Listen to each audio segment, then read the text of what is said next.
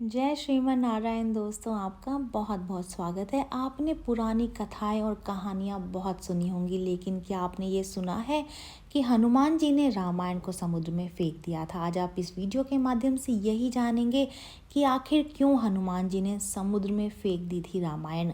रामायण काल की घटनाओं के बारे में जानने, समझने और पढ़ने के लिए हमारे पास वाल्मीकि रामायण और गोस्वामी तुलसीदास रचित रामचरितमानस प्रचलित है। पहली रामायण वाल्मीकि जी ने लिखी थी, लेकिन शास्त्रों के अनुसार सबसे पहली राम कथा अनंत भक्त हनुमान जी ने लिखी थी, जिसे उन्होंने अपने नाखूनों से एक चट्टान पर लिख दिया था। इसे हनुमद रामायण कहा गया। लंका विजय के बाद श्री राम अयोध्या में लौटकर राजपाट संभाल लेते हैं। कुछ दिन यहाँ रहकर श्री राम की सेवा के बाद हनुमान जी हिमालय जाकर वहाँ शिव तपस्या में लीन हो जाते हैं। इस दौरान वे रोजाना अपने पास मौजूद एक शिला पर नाखून से रामायण कथा लिखते रहे।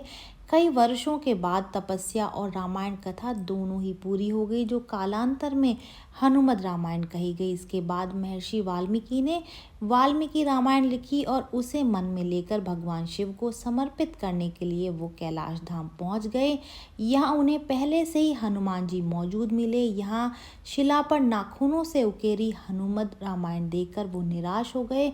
बजरंग बली ने उनसे मायूसी की वजह पूछी तो महर्षि ने कहा कि मैंने बहुत कठिन परिश्रम से रामायण लिखी है, लेकिन आपकी रामायण देखकर लगता है कि अब मेरी लिखी रामायण को महत्व नहीं मिलेगा।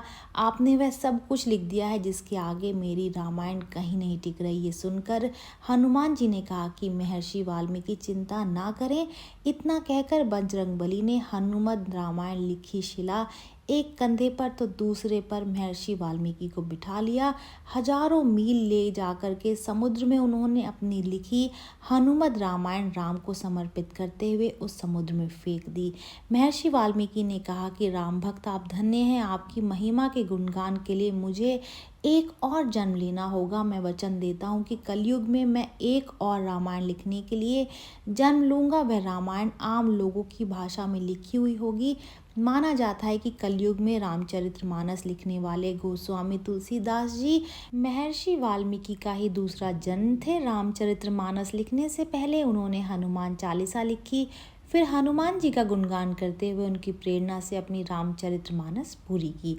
कालिदास के काल में एक पट्टालिका समुद्र किनारे मिली तो उसे सार्वजनिक जगह पर रख दिया गया, जहां विद्यार्थी उस पर लिखी लिपि समझ सके और पढ़ सके। समझा जाता और ये कहा भी जाता है कि कालिदास ने उसे समझ लिया था। वो जान गए थे कि ये पट्टालिका का हनुमान जी की लिखी हुई हनुमद रामायण का ही अंश है, जो समुद्र के पानी के साथ बहते हुए उन तक पहुंच गई है। ये वही रामायण का अंश है जो कि हनुमान जी ने लिखी थी जब वो शिव जी की लीला में, उनकी उपासना में लीन थे। ये जानकारी यहीं तक ही। उम्मीद है दी गई जानकारी आपके काम आएगी और आप इसका लाभ उठाएंगे। जो लोग वीडियो देख रहे हैं, वीडियो को लाइक कर दीजिए, चैनल को सब्सक्राइब कर दें, नोटिफिकेशन बेल को दबाना बिल्कुल भी ना भूलें, क्योंकि यहाँ पर इस तरीके की महत्वपूर्ण जानकारियाँ मिलती रहती हैं। तो चलिए मिलते हैं नई वीडियो में नई जानकारी के साथ। जय श्रीमन नारायण दोस्तों, जय श्री कृष्णा।